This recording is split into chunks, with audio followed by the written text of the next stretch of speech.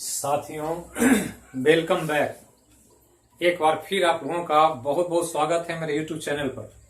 चलिए हम लोग आज इस वीडियो के माध्यम से देखेंगे भूगोल में जो पढ़ रहे थे ज्योग्राफी के अंतर्गत भारत का प्राकृतिक विभाग या भौतिक विभाग के अंतर्गत तीसरा विभाग जिसमें हम लोग चर्चा कर रहे थे प्रायद्वीपीय भारत की, और उसी से संबंधित कुछ महत्वपूर्ण तथ्यों को हम लोग आज देखें कि प्रायद्वीपीय भारत में कौन कौन सी भौगोलिक संरचनाएं हैं जिसको इसके अंतर्गत शामिल किया जाता है और उन भौगोलिक संरचनाओं का भौगोलिक रूप से क्या महत्व है। तो चलिए शुरू करते हैं। प्रायद्वीपीय भारत में हम लोग जहां तक पढ़ लिए थे उससे आगे की बात करें तो जो पढ़ना है यहाँ पर वो पढ़ना है सबसे पहले अरावली पर्वत को। तो अरावली पर्वत और इसके बाद कई और भौगोलिक संरचनाएं। तो प्रायद्वीपीय भारत की बात करें तो हमने कहा था कि भारत का जब हम विस्तार देखते हैं तो विस्तार जो है ये इस रूप में दिखाई पड़ता है। यही हमारा प्रायद्वीपीय भारत है, या इवन कहें तो यही दक्षिण भारत, जिसमें यहां से लेकर यहां तक ये अरावली पर्वत, जिसमें गुजरात, राजस्थान, हरियाणा, दिल्ली इन सब को जोड़ते हुए एक महत्वपूर्ण पर्वत श्रृंखला है। अब ये पर्वत श्रृंखला अरावली पर्वत यही यहां से है जो हमने कहा था कि यहां अहमदाबाद है, और अहमदाबाद के बाद इधर जो है ये दिल्ली।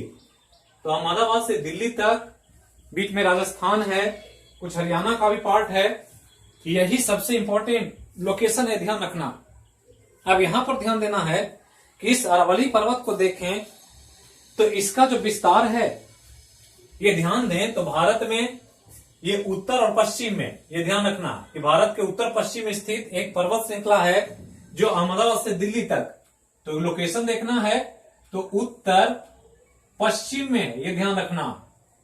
और उत्तर पश्चिम में ये जो पर्वत है ये एक पुराने रूप में मोड़दार पर्वत है।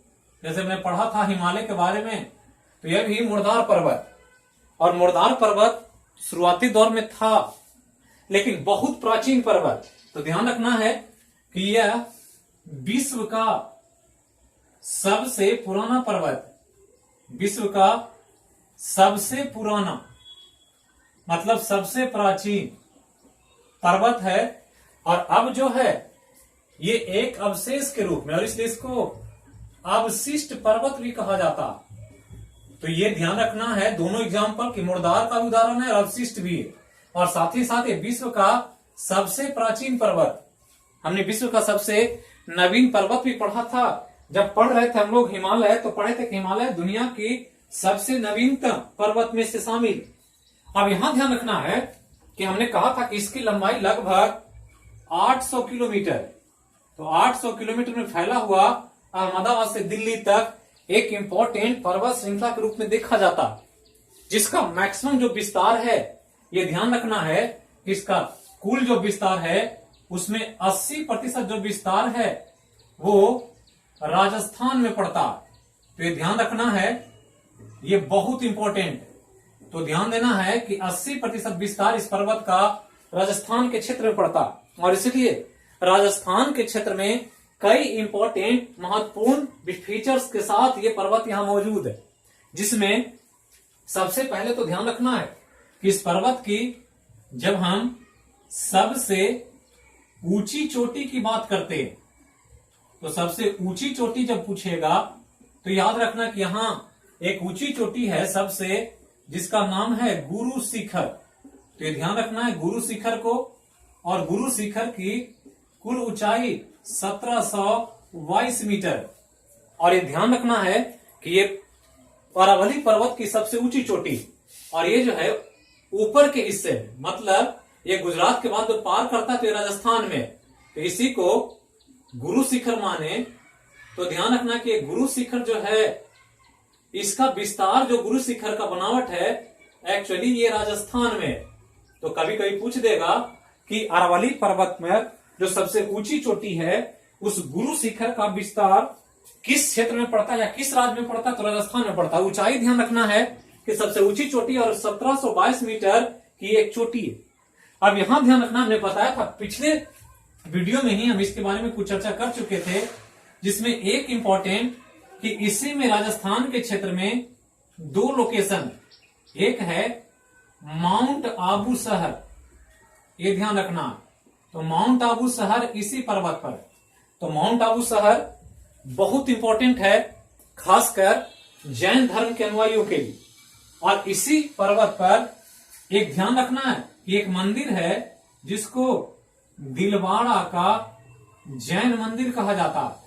और दिलवाड़ा का जैन मंदिर जो है ये जैन धर्म के अनुयायियों के लिए सबसे महत्वपूर्ण है, जिसको मध्यकालीन समय में, जो प्राचीन भारत, मध्यकालीन भारत, आधुनिक भारत बढ़ा था, तो मध्यकालीन समय में एक राजा ने इसका निर्माण कराया था जिसका नाम था सोलंकी। तो राजा सोलंकी के द्वारा बनाया गया दिलवाड़ा का जैन मंदिर इस पर्वत पर एक महत्वपूर्ण टूरिस्ट प्लेस है, जहां पर अक्सर जैन धर्म के अनुयायी के लोग यहां जाते हैं। और जैन धर्म के लिए भारत में सबसे महत्वपूर्ण, सबसे इंपॉर्टेंट स्थल। इसके अलावा ध्यान रखना है कि दो इंपॉर्टेंट नदी, एक नदी, नदियां और भी है लेकिन दो इंपॉर्टेंट, एक लूनी नदी और एक साबरमती। ये ध्यान रखना है कि लूनी नदी और साबरमती जो दो नदी है, साबरमती तो बहुत इंपॉर्टेंट है, आपने पढ़ा है साबरमती का संत जिसने कर दिया कमाल, गांधी जी का आश्रम इस नदी के किनारे है जो विश्व विख्यात है, वर्ल्ड के लोग इसको देखने आते हैं। तो साबरमती नदी तथा लूनी नदी, ये दोनों नदी का उद्गम जो है इसी पर्वत के आसपास है, जिसमें एक तो उदयपुर में और एक नारावली पर्वत के पास नाग पहाड़ है। तो नाग पहाड़ ये लूनी का और उदयपुर के पास साबरमती का, ये दोनों का उद्गम स्थल इसी पर्वत के साथ जुड़ा हुआ है। तो ये याद रखना है, नदी चक्राएगा तो फिर हम लोग इसको डिटेल में पढ़ेंगे, तो ये ध्यान रखना। इसके अलावा ध्यान रखना है कि ये पर्वत जो है इसमें दो तरह की चट्टानें मिलती है, एक चट्टान जिसको आग्नेय चट्टान कहते हैं और दूसरा जो है वो है रूपांतरित चट्टान, जो कि बहुत पुराना हो चुका है। और रूपांतरित जब पढ़ते हैं या कायांतरित या मेटामॉर्फिक रॉक, तो पता चलता है कि वो पर्वत, पहले चट्टानें जो होती है पहले किसी और रूप में होती है, समय के साथ बहुत सारे भौगोलिक कंडीशन के कारण उसमें बदलाव आ जाता है, और बदलाव आ जाता है तो उसी बदले हुए स्वरूप को हम रूपांतरित चट्टान मानते हैं। तो ध्यान रखना है इस पर्वत पर यही दो तरह के चट्टानों की प्रधानता पाई जाती। तो ये अरावली पर्वत से संबंधित बात जो बहुत इंपॉर्टेंट है, आपसे एग्जाम में बार बार पूछा जाए। अब यहां के बाद एक और बहुत इंपॉर्टेंट पर्वत, नाम है विंध्याचल पर्वत। तो विंध्याचल पर्वत को भी थोड़ा सा हम लोग को पढ़ना है यहां, क्योंकि विंध्याचल पर्वत भी बहुत इंपॉर्टेंट भौगोलिक बनावट है प्रायद्वीपीय भारत में या दक्षिण भारत। तो ये अरावली पर्वत, और अरावली पर्वत के नीचे आ जाएं तो यहां पर एक पर्वत है ऐसे, और एक पर्वत विंध्याचल पर्वत के रूप में। तो ध्यान रखना यही पर्वत विंध्याचल पर्वत। तो विंध्याचल पर्वत अगर ध्यान दें तो लोकेशन अगर देखेंगे तो विंध्याचल पर्वत जो है वो अरावली पर्वत के दक्षिण में है या मालवा का पठार है उसके दक्षिण में, दोनों के आंसर हो सकता है। मतलब अरावली पर्वत ये है तो अरावली पर्वत के दक्षिण और बीच वाला भाग जो है ये मालवा का पठार है, बड़ा एरिया है। तो इनको दोनों को लोकेशन से, अभी हम लोग मालवा का पठार भी देखेंगे। तो ध्यान रखना कि विंध्याचल पर्वत की जब बात करें तो या तो अरावली पर्वत के दक्षिण में या इधर मालवा के पठार के दक्षिण में स्थित एक पर्वत जिसको हम विंध्याचल पर्वत कहते हैं। तो विंध्याचल पर्वत एक महत्वपूर्ण पर्वत, और इस मामले में कि विंध्याचल पर्वत जो है वो भारत का एक प्राकृतिक विभाजन करता है। तो ध्यान रखना है, पहले तो ध्यान रखना है या तो लिखे तो अरावली पर्वत के दक्षिण में या मालवा के पठार के दक्षिण में, ये दोनों आंसर हो सकता है। क्योंकि मालवा के पठार के सेंस में देगा तो भी समझना है और अरावली पर्वत देगा तो भी समझना, क्योंकि दक्षिण में। और दक्षिण में जो ये विंध्याचल पर्वत है, ध्यान रखना है कि भारत के लिए एक प्राकृतिक सीमा मतलब नेचुरल बाउंड्री है। और प्राकृतिक सीमा किसका? तो दो का, उत्तर भारत का और दक्षिण भारत का। तो ये ध्यान रखना। तो इतिहास में हम लोग पढ़ते आ रहे, आप लोग पढ़े होंगे, अलाउद्दीन खिलजी को दक्षिण का अभियान किया था। तो दक्षिण का अभियान या दक्षिण भारत, तो ये जो उत्तर भारत और दक्षिण भारत जो कहते हैं, तो भारत का लोकेशन पूरा है ये ऐसे। तो किसको उत्तर माना जाए, किसको दक्षिण माना जाए, ये एक भौगोलिक बनावट के आधार पर डिमार्केशन किया गया। और ध्यान रखना है कि ये जो पर्वत है ये भारत को उत्तर और दक्षिण में बांटता है। मतलब क्या है कि अगर इस पर्वत को देखें तो इसके ऊपर वाला भाग ये जो है ये उत्तर भारत, और इसके नीचे आ जाए तो ये इसके नीचे पूरा जो है ये दक्षिण भारत। तो मतलब इसके ऊपर चले गए तो नॉर्थ इंडिया में चले गए, इसके नीचे आ गए तो साउथ इंडिया में आ गए। तो कभी कभी पूछेगा कि भारत को प्राकृतिक रूप से उत्तर भारत और दक्षिण भारत में बांटता है कौन? तो ध्यान रखना है कि बांटने का काम यही विंध्याचल पर्वत करता। अभी विंध्याचल पर्वत का मुख्य जो विस्तार है वो मध्य प्रदेश में।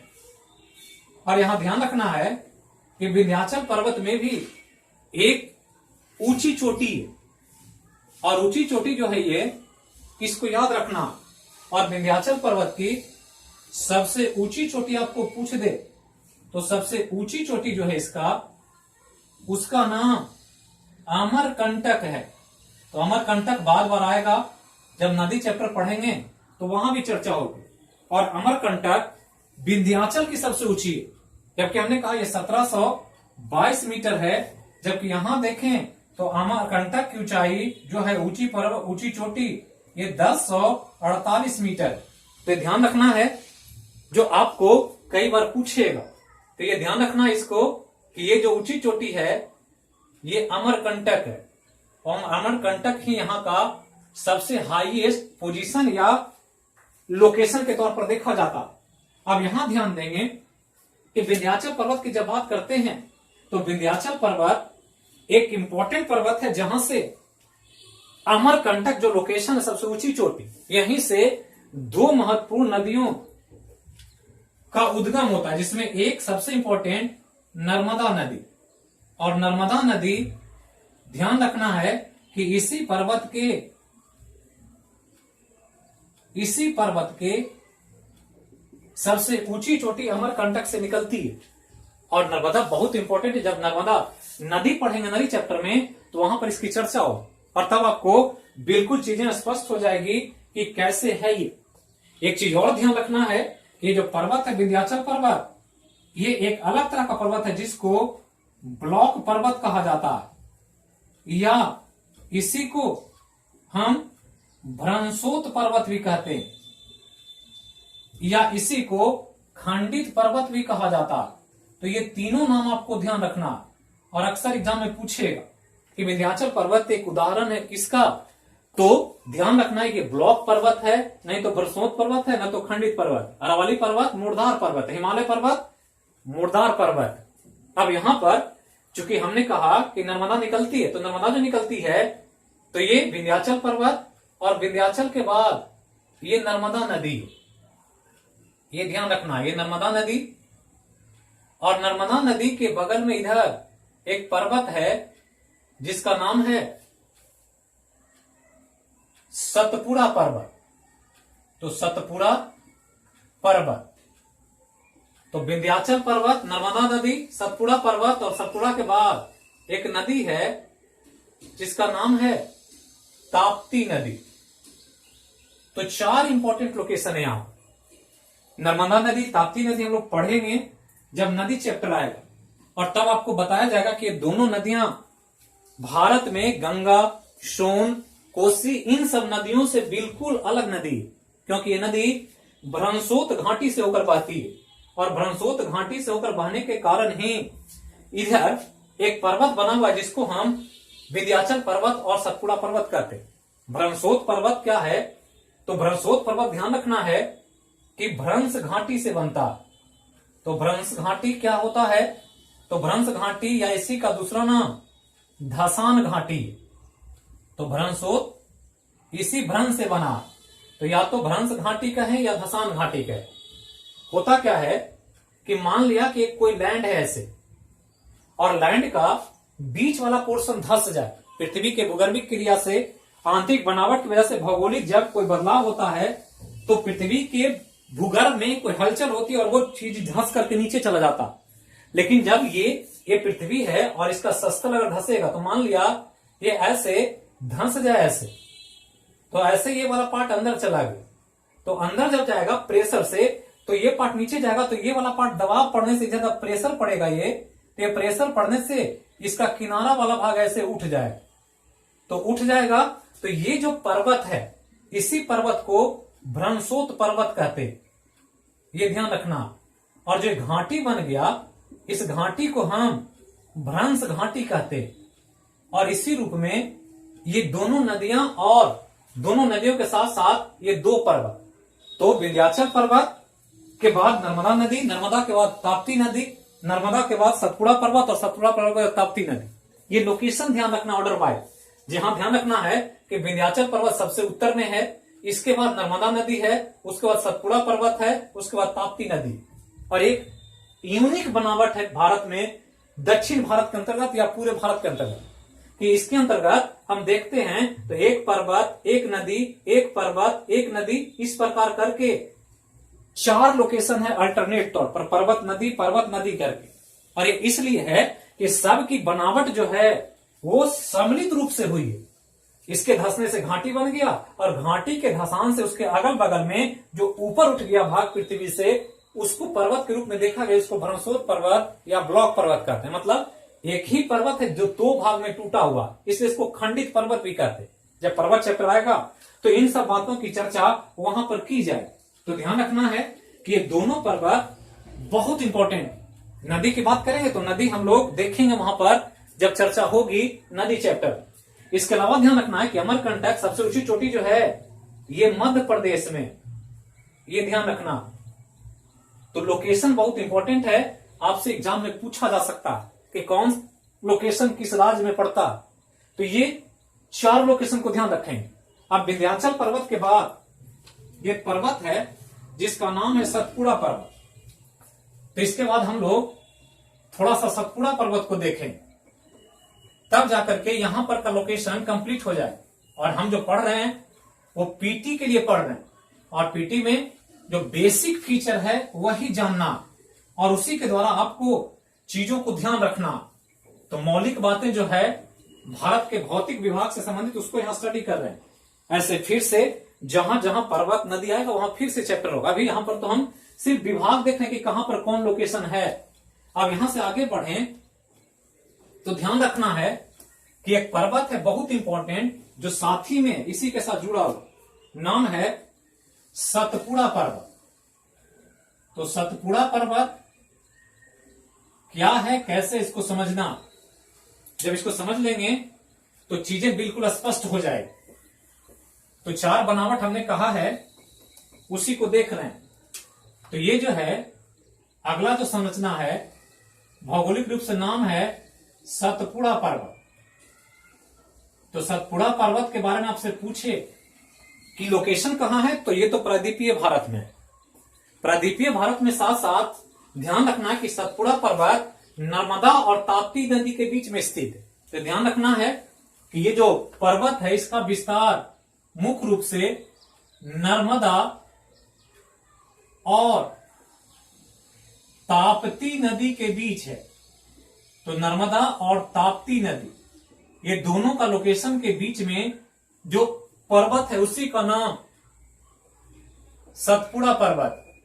तो ये दोनों के बीच में है, और ये हमने कहा है कि सब भौगोलिक क्रिया में साथ में बनने वाला स्ट्रक्चर एक ही साथ बना है। ये जब बन रहा होगा तो भौगोलिक बनावट के समय विंध्याचल पर्वत, नर्मदा, ताप्ती और सतपुड़ा पर्वत ये सब एक ही साथ बना हो। और इस रूप में ध्यान रखना है कि सतपुड़ा पर्वत भी बनावट के दृष्टिकोण से ब्लॉक पर्वत। तो ध्यान रखना है ब्लॉक पर्वत का ये भी उदाहरण। तो ब्लॉक पर्वत विंध्याचल भी है, ब्लॉक पर्वतीय भी। अब यहां ध्यान रखना है कि इसी पर्वत पर भारत में पाए जाने वाले एक घने जंगलों में एक जंगल है यहां पर, जिसको सतपुड़ा का घना जंगल कहा जाता है।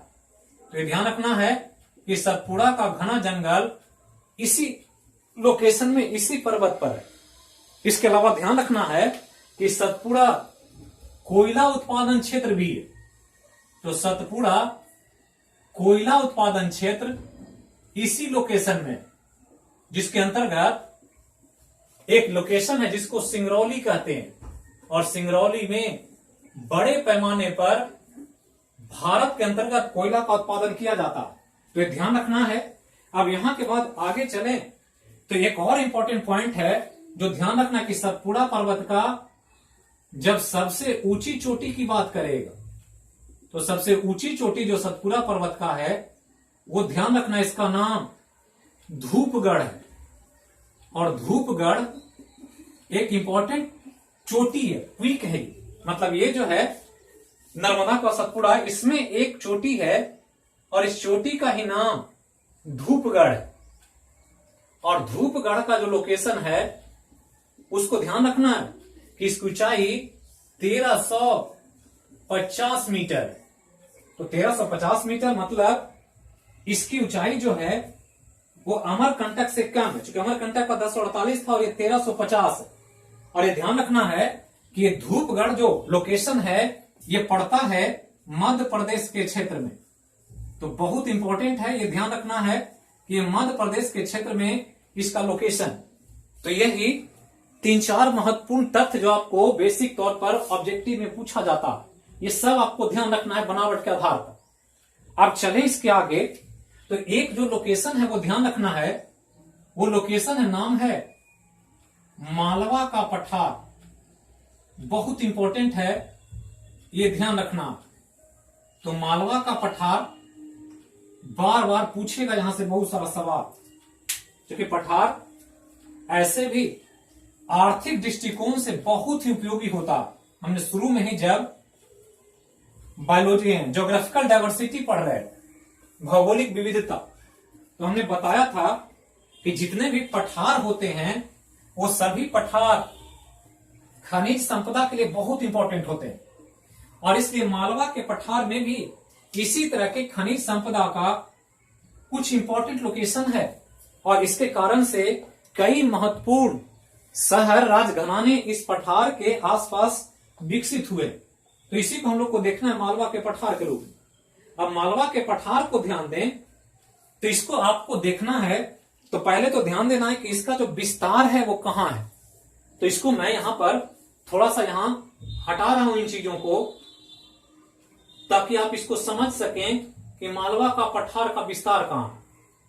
तो मालवा के पठार का जब विस्तार देखेंगे तो यही मालवा के पठार का लोकेशन, ये ध्यान रखना, गुजरात के पूरब में या मध्य प्रदेश के पश्चिमी भाग में, और इवन की मध्य प्रदेश में ही ज्यादातर हिस्सा।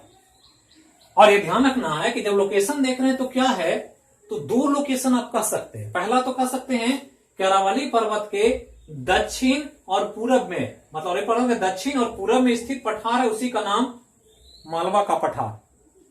ये ध्यान रखना है कि इसके पूरब में यहां भी एक पठार जिसको बुंदेलखंड का पठार कहते हैं, ये हो गया मालवा का पठार, मालवा का पठार, और ये हो गया बुंदेलखंड का पठार। बहुत इंपॉर्टेंट है, बार बार यहां से सवाल पूछता है। तो मालवा का पठार और बुंदेलखंड का पठार, इधर में विंध्याचल पर्वत ये, और इधर अरावली पर्वत। तो इस प्रकार से ये घिरा हुआ, इधर बुंदेलखंड का पठार, इधर अरावली पर्वत, इधर विंध्याचल पर्वत, बीच में जो लोकेशन है वो मालवा का पठार। तो अब स्थिति अगर पूछ दे तो ध्यान रखना है कि 3-4 पॉइंट से आप इसको दर्शा सकते हैं। पहला तो कि यह जो है अरावली पर्वत के, अरावली पर्वत अगर माने तो अरावली पर्वत के दक्षिण पूर्व में है, दक्षिण पूर्व में, पहला पॉइंट। तो पहला अगर लोकेशन आंसर देगा तो ये भी सही है कि दक्षिण पूर्व में। दूसरा आंसर दे तो ध्यान रखना है, आंसर दे सकता है तो देनी है तो कह देगा विंध्याचल पर्वत के रेस्पेक्ट में, तो विंध्याचल पर्वत के उत्तर में, ये ध्यान रखना। या तीसरा पॉइंट दे तो ये भी कह सकते हैं कि ये बुंदेलखंड के पश्चिम में, तो बुंदेलखंड के पश्चिम भी मान सकते हैं इसको। या आंसर दे दे तो ये भी कह सकते हैं अरावली पर्वत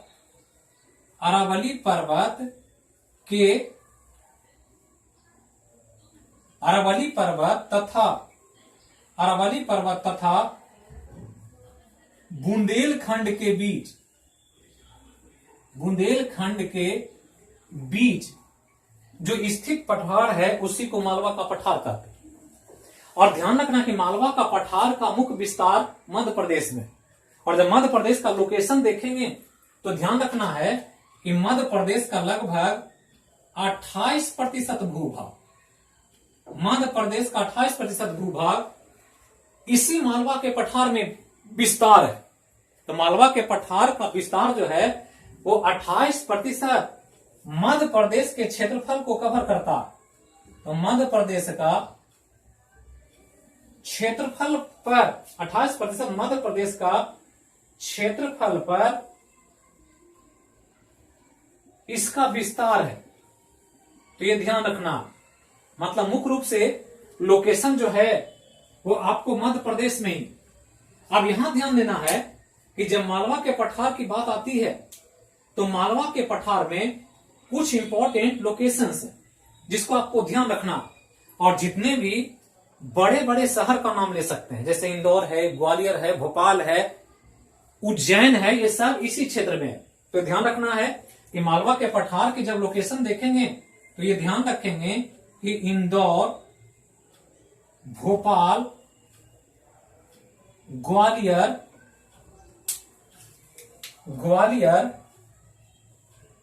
या उज्जैन, ये सब का विस्तार इसी मालवा के पठार में पड़ता। अब मालवा के पठार में एक इंपॉर्टेंट लोकेशन और उसको एक नाम दिया गया जिसको चंबल का बीहड़ कहते हैं। तो चंबल का बीहड़ है यहां। तो बीहड़ मतलब क्या होता है? तो बीहड़ को नॉर्मली हम लोग सामान्य भाषा में देखें तो इसको बुरा स्थल कहा जाता है, और इसको ज्योग्राफी में एक इंपॉर्टेंट टर्म के रूप में देखते हैं जिसको बैड लैंड टोपोग्राफी कहते हैं। हम लोग जब पढ़ेंगे नदी चैप्टर तो ये चर्चा फिर से होगा। तो चंबल का बीहड़ आप सुनते होंगे 10वीं क्वीन या 10वीं रानी फूलन देवी के बारे में, और फूलन देवी को चंबल का बीहड़ कहा जाता। और चंबल का बीहड़ का विस्तार इसी मालवा के पठार में, और मालवा के पठार में चंबल के बीहड़ का बनने का जो कारण है, इस कारण के रूप में एक अपर्दन होता है जिसको अब नली का अपर्दन कहते। तो अपर्दन जब पढ़ेंगे तो वहां पर चर्चा हो, और अब नल का अपर्दन से ही बीहड़ बनता। और जब जहां क्षेत्र जो क्षेत्र या जिस भौगोलिक स्थिति में बीहड़ बन जाएगा वहां पर लैंड उबड़ खाबड़ हो जाए। मतलब जब लैंड देखेंगे तो लैंड का कोई पैटर्न नहीं होगा, उबड़ खाबड़ ऐसे लैंड हो। और जब उबड़ खाबड़ लैंड होता तो इसी को बीहड़ कहते। और इसलिए होता है कि बीच बीच से मिट्टी कटी हुई है और बीच बीच में नहीं कटा तो उठा, तो कहीं उभरा लैंड होगा, कहीं गड्ढा होगा, क्योंकि कटाव एक समान नहीं है। और नदियों के बहाव से कभी कभी ऐसा अनइवन अलग अलग असमान रूप में कटाव होता है। जब अपर्दन क्रिया असमान होगी अलग अलग क्षेत्रों में, तो जहां कटाव ज्यादा हो गड्ढा हो जाएगा, जहां कटाव नहीं होगा उभरा हुआ रह जाए। तो इसी उबड़ खाबड़ लैंड को ही बीहड़ कहते। और जब बीहड़ हो जाता है तो ये बीहड़ दुर्गम क्षेत्र होता है। दुर्गम मतलब यहां विकास का काम कम हो सकता है, डेवलपमेंट नहीं हो सकता, सड़कें नहीं बन सकती, कोई बसाव ज्यादा नहीं होगा, कम्युनिकेशन यातायात का साधन बहुत कम होगा। और यही वजह है कि चंबल का बीहड़ जो है अब नलका पर्दन से बना, और ये बीहड़ कुख्यात लोगों की शरण स्थली मानी जाती है। तो कुख्यात जो लोग होते हैं खासकर आपराधिक प्रवृत्ति के, जैसे हमने फूलन देवी का नाम लिया, बहुत ज्यादा यहां पर डकैतों का यहाँ पनाह होता, क्योंकि सरकार के पहुंच से दूर है, किसी भी काम को करने में यहाँ देर होता, लोगों को पहुंचने में, सरकारी तंत्र को यहां तक पहुंचने में बहुत समय लगता, और इसलिए यहां पर लोग जाकर के शरण ले लेते हैं।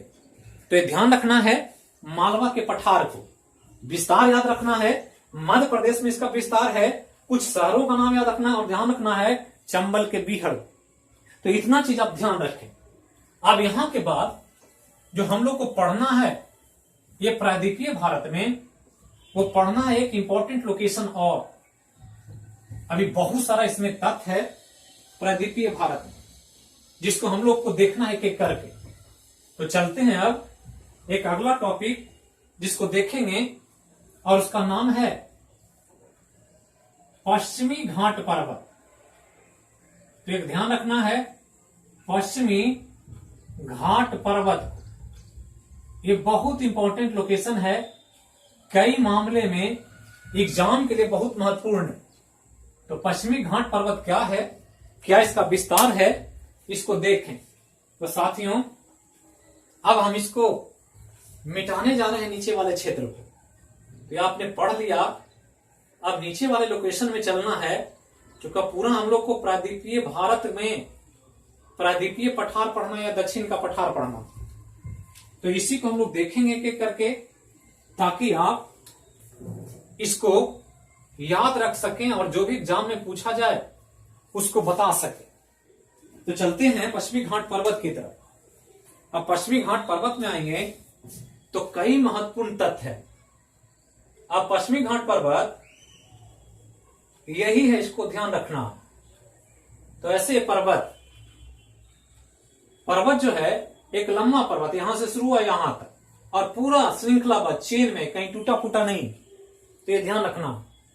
तो पहले तो ध्यान रखना है कि पश्चिमी घाट पर्वत, इसी का नाम पश्चिमी घाट पर्वत, नाम से बिल्कुल स्पष्ट है, यहां कंफ्यूजन नहीं करना। तो पश्चिमी घाट पर्वत क्यों नाम है, तो ध्यान दें। तो दक्षिण भारत में चले, प्रायद्वीपीय भारत में, तो ये पश्चिम में, और पश्चिम में समुद्र के तट के किनारे घाट है। तो घाट पश्चिम में घाट है, और उसके पास जो पर्वत है वो पश्चिमी घाट पर्वत। लोकेशन देखें तो एक छोर जो इधर है ये गुजरात में, और ये जो एक छोर है ये तमिलनाडु में। तो ये ध्यान रखना, मतलब ये जो पर्वत है प्रायद्वीपीय भारत के पश्चिम में, गुजरात से शुरू होकर तमिलनाडु तक फैला हुआ एक लंबा पर्वत, और पूरी तरह से श्रृंखलाबद्ध है चेन में। तो लोकेशन पहले ध्यान रखना। लोकेशन क्या है कि पश्चिमी घाट पर्वत उत्तर में गुजरात से शुरू होकर गुजरात से दक्षिण में तमिलनाडु तक है, ये ध्यान रखना। तो उत्तर में गुजरात से शुरू होता है और दक्षिण में तमिलनाडु तक जाता है, और ये जो है प्रायद्वीपीय भारत के पश्चिम में, मतलब जो हम लोग पढ़ रहे हैं उसमें पश्चिमी पार्ट में या पश्चिमी क्षेत्र में इसका विस्तार। तो ये ध्यान रखना, और इसके बारे में कई जगह पर चर्चा होगी। जब वर्षा पढ़ेंगे तो, क्लाइमेट पढ़ेंगे तो, सब जगह चर्चा हो। और चर्चा जो होगा उसमें कुछ चीजों को ध्यान रखना। बीपीएससी में पूछा गया था 2 एग्जाम पहले, और उसको आपको ध्यान रखना। और एक टर्म है यहां पर इकोलॉजिकल हॉट स्पॉट, ये ध्यान रखना, ये पूछता है बार बार। इकोलॉजिकल हॉट स्पॉट भारत में एक इंपॉर्टेंट है जो पश्चिमी घाट पर्वत के रूप में देखा जाता है, और पूछा था यही कि इनमें से कौन इकोलॉजिकल हॉट स्पॉट के रूप में जाना जाता है। तो यही पश्चिमी घाट पर्वत। तो इकोलॉजिकल हॉट स्पॉट का पहला मीनिंग समझना कि होता क्या।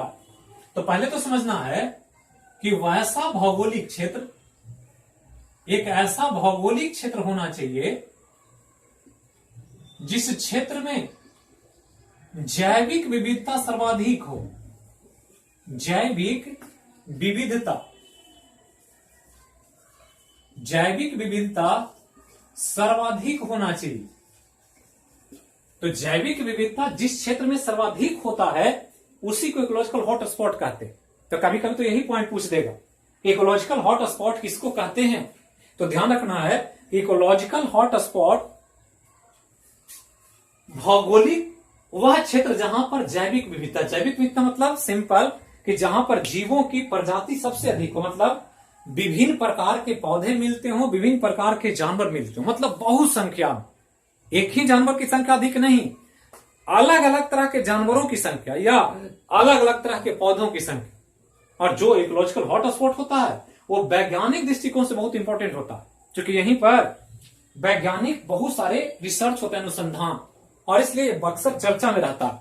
तो ध्यान रखना है कि जैविक विविधता सर्वाधिक होता है उसको इकोलॉजिकल हॉटस्पॉट कहते हैं। और इकोलॉजिकल हॉटस्पॉट के रूप में भारत में पश्चिमी घाट पर्वत एक इंपॉर्टेंट लोकेशन।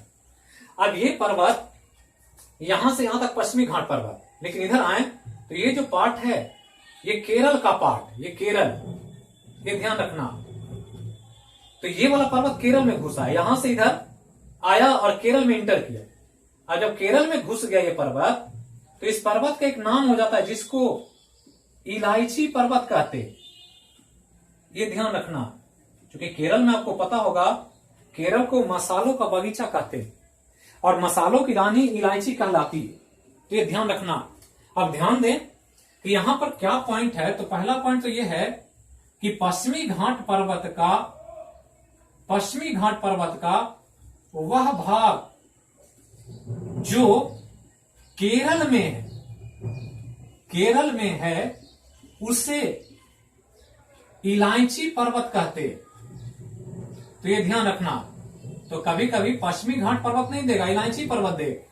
तो इलायची पर्वत अलग पर्वत नहीं है, पश्चिमी घाट पर्वत ही है, लेकिन इसका विस्तार जो है वो केरल के क्षेत्र में, मतलब यही पर्वत जब केरल में जब पहुंच जाता है, केरल में इसका विस्तार होता है, जिसको इलायची पर्वत कहते हैं। कारण कि इन पर्वतों पर इलायची की बड़े पैमाने पर खेती होती है। अब यहां पर ध्यान रखना है कि मसालों की खेती की वजह से, क्योंकि मसालों का बहुत बड़ा खेती होता है, इसकी वजह से केरल को एक नाम दिया गया। और जो नाम जो दिया गया है उसको ध्यान रखना। तो केरल जो है, पहला तो ध्यान रखना है कि इसको मसालों का बगीचा कहा जाता है। एक उपमा दिया गया, गार्डन ऑफ स्पाइसेस, तो मसालों का बागीचा। तो एक गार्डन है जहां पर बहुत ज्यादा स्पाइसेज होता है। शुरुआती समय से ही विदेशी लोग इन मसालों के लिए इन क्षेत्रों में आया करते थे। पहला जो पुर्तगाली पहुंचा था वो भी केरल ही पहुंचा था मसालों के लिए। तो ये ध्यान रखना है। और ध्यान रखना है भी कि मसालों की रानी, क्वीन ऑफ स्पाइसेस, तो मसालों की रानी के रूप में उपमा दिया जाता है इलायची को। तो इलायची पर्वत इस इलायची के उत्पादन के कारण। अब इलायची के जगह एग्जाम में इलायची न लिख करके कार्डेमम लिख देता है। तो कार्डेमम लिख दे तो ये ध्यान रखना। तो कार्डेमम मतलब ही इलायची होता है, अंग्रेजी वर्ड। तो कार्डेमम हिल्स कहते हैं। कार्डेमम पहाड़ी कह सकते हैं या पर्वत भी कह सकते हैं। तो कार्डेमम की पहाड़ी कहां है ये पूछे तो केरल में। इलायची कहां, पर्वत कहां है, तो केरल में। अब यहां ध्यान रखना है कि इस पश्चिमी घाट पर्वत की भी एक ऊंची चोटी, और उस ऊंची चोटी जो है ये सबसे ऊंची चोटी किसकी, तो ये ध्यान रखना है सबसे ऊंची चोटी पश्चिमी घाट पर्वत। और पश्चिमी घाट पर्वत की जो सबसे ऊंची चोटी उसका नाम अन्नामुडी है। अन्नामुडी को कहीं कहीं अनपामुड़ी भी कह देता।